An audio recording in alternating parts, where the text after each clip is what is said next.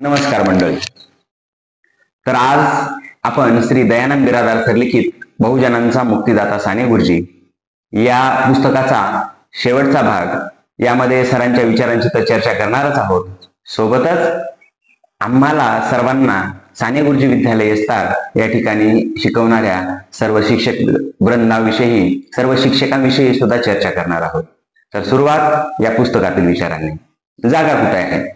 एकदा साने गुरुजी आणि प्रख्यात्रे मुंबईहून काशेगावला रेल्वेनं प्रवास करत होते आणि रेल्वेनं प्रवास करत असताना रेल्वेच्या डब्यामध्ये तर तुडुंब गर्दी होतीच, पण प्रत्येक स्टेशनवर सुद्धा त्या डब्यामध्ये घुसण्यासाठी प्रचंड गर्दी होती. मग रेल्वेच्या आतमध्ये जे बसलेले होते, डब्याच्या आतमध्ये बसलेले लोक ते म्हणायचे की या डब्यात जागा नाही, दुसऱ्या डब्यात जा. साने गुरुजी उठले, दरवाजात आले आणि येणाऱ्या प्रत्येक स्टेशनवर म्हणायचे आत या, आत या, आत जागा आहे. मग आतले लोक ओरडायला लागले, आत कुठं जागा आहे? त्यावेळेस साने गुरुजी म्हणाले, जर प्रत्येक डब्यातल्या लोकांनी असंच सांगितलं की आतमध्ये जागा नाहीये, तर या लोकांनी बसायचं कुठं?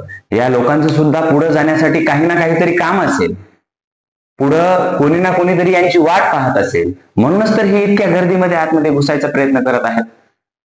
साने गुरुजींचं लोकांकडे पाहण्याची, जनमानसाकडे पाहण्याची एक संवेदनशील दृष्टी होती आणि ती आपल्या सर्वांमध्ये असायला पाहिजे.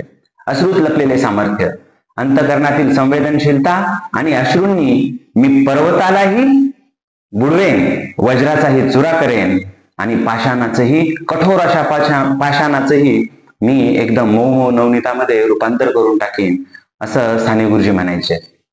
आणि साने गुरुजीच्या अश्रूंनी वेळोवेळी हे सिद्ध करून दाखवलं. वेळोवेळी त्यांनी त्यांच्या अश्रूंनी दलितांचं, गोरगरिबांचं, दीनदुबळ्यांचं, कष्टकऱ्यांचं दुःख तर पुसून काढलंच, सोबतच सर्वांना सोबत घेऊन शिक्षण क्षेत्रामध्ये आमूलाग्र बदल घडवून आणले. मरणावर प्रेम करणारे, अपार प्रेम करणारे असे साने गुरुजी होते. मरणाविषयी साने गुरुजी म्हणतात, मरण म्हणजे काय? तर जगन्माऊलीला भेटायचं, अनंतात जाऊन यथेच्छ डुंबायचं. जीवाशिवाची भेट करून देणारी मरण ही एक पौर्णिमा आहे. प्रताप हायस्कूल अळमनेर इथं साने गुरुजी ज्यावेळी शिक्षक होते, त्यावेळी साने गुरुजीचा वेश, साने गुरुजीचा स्वभाव यावरून त्यांना बावळट, लाजरे बुजरे असे साने गुरुजी मितभाषी, कमी बोलणारे, मग इतर शिक्षक त्यांची टिंगलटवाळी करायचे किंवा थट्टा करायचे. परंतु त्यांच्या ज्ञानानं साने गुरुजींनी आपल्या वक्तृत्वानं आणि आपल्या प्रेमळपणानं सारे विद्यार्थी आपलेसे करून घेतले. सारे विद्यार्थी भारावून गेले. त्या छात्रालयात राहत असताना साने गुरुजी त्यांना जेवण खाऊ घालायचे. जर कोणी विद्यार्थी आजारी असेल तर त्या विद्यार्थ्याला साने गुरुजी स्वतः त्याची सेवा करायचे, औषध गोळ्या द्यायचे. जर त्याला ताप आलेला असेल तर पाण्यामध्ये भिजवलेल्या पट्ट्या रात्रभर त्याच्या डोक्यावर ठेवत बसायचे.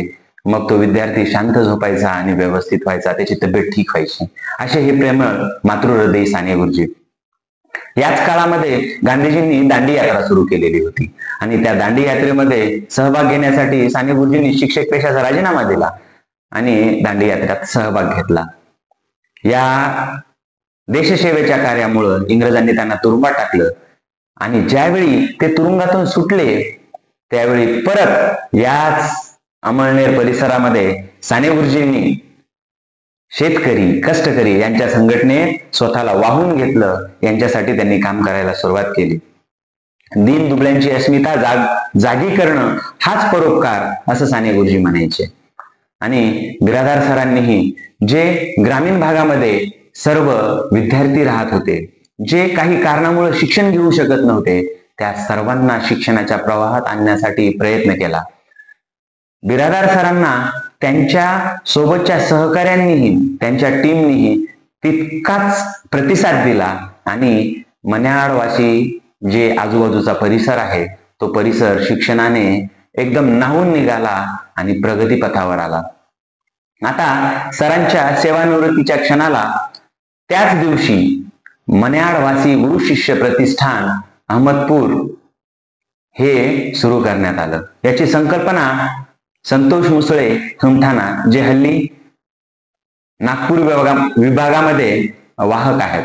आणि चंद्रकांत नरवटे जे शेनपूरचे आहेत, जे जिल्हा परिषद नागपूर या ठिकाणी शिक्षकी पेशेमध्ये कार्यरत आहेत आणि सरांचा वारसा पुढे चालवत आहेत. यांनी संकल्पना मांडली.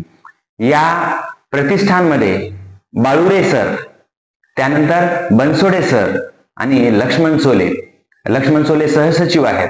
बाळुरे सर हे सचिव आहेत आणि कोषाध्यक्ष बनसोडे सर आहेत. अर्थातच अध्यक्ष दयानंद बिरादार सर आहेत.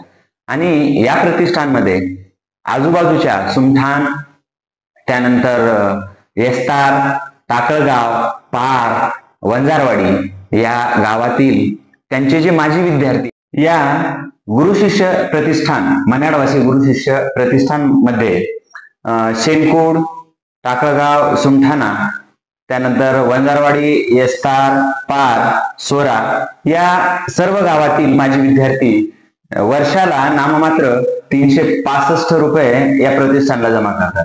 आता या प्रतिष्ठानच्या माध्यमातून साने गुरुजी विद्यालयातील दरवर्षी 10वीच्या परीक्षेत पहिला येणारा एक मुलगा आणि एक मुलगी या दोघांनाही प्रत्येकी 10,000 रुपयांचं बक्षीस दिलं जातं. आणि पुढं या प्रतिष्ठानचा विचार असा आहे की या आजूबाजूच्या परिसरामध्ये जितकं शिक्षण विषयक कार्य करता येईल तितकं करायचं आणि सर्वांना शिक्षणाच्या संधी उपलब्ध करून द्यायच्या. आता या शाळेमध्ये जेव्हा आम्ही शिकत होतो तेव्हा आम्हाला शिकवण्यासाठी असलेल्या मातृतुल्य वाडीकर मॅडम, खेमे मॅडम, आम्हाला पितृतुल्य असलेले Balure sir, Bansode sir, Jatal sir, त्यानंतर Musale sir, Aradwad sir, Kide sir, Matpati sir, Suvarnakar sir, Rayfale sir, Bhong sir, तर हे सर्व शिक्षक आम्हाला वेळोवेळी मार्गदर्शन करायचे, शिक्षण द्यायचे. ग्रामीण भागामध्ये इंग्रजी आणि गणिताची प्रचंड भीती असते, तर इंग्रजीचे शाळेच्या 1 तास अगोदर आणि गणिताचे ह्या शाळेच्या 1 तास अगोदर हे 2 क्लास व्हायचे. मुसळे सरांनी आम्हा ग्रामीण भागातल्या सर्व मुलांची इंग्रजी एकदम पक्की केली आणि बाळुरे सरांनी गणित हा विषय ग्रामीण भागातल्या मुलांचा एकदम पक्का केला. म्हणजे कुठलीही फीस न आकारता आम्हाला यांनी एक्स्ट्रा क्लास घेतले. त्यामुळं आज आम्ही सर्वजण वेगवेगळ्या क्षेत्रामध्ये, शिक्षण क्षेत्रामध्ये आम्ही काम करू शकतो, अभिमानानं काम करू शकतो, आत्मविश्वासानं काम करू शकतो. सोबतच या शाळेतले असलेले मानुरे मामा, पांचाळ मामा, शेख मामा, कांबळे मामा यांनीही आम्हा विद्यार्थ्यावर खूप प्रेम केलं. आपुलकीनं, मायेनं आमची चौकशी करायची, आम्हाला मदत करायची. या सर्वांच्या आम्ही कायम ऋणात राहू. तर आपणा सर्वांना एक विनंती आहे की जर सरांचे विचार आवडले असतील तर आपण बिरादार सरांशी संपर्क करून बहुजनांचा मुक्तिदाता साने गुरुजी हे पुस्तक विकत घेऊ शकता. आणि जर आपणाला माझे विचार, माझी सांगण्याची पद्धती आवडली असतील, यात काही सुधारणा असतील तरीही आपण निश्चित माझ्यापर्यंत पोहोचवाव्यात. या चॅनलला लाईक करा, शेअर करा, सबस्क्राईब करा आणि परत नवीन पुस्तकासह, नवीन विचारांसह आपण पुढील भागात भेटूया. नमस्कार. जय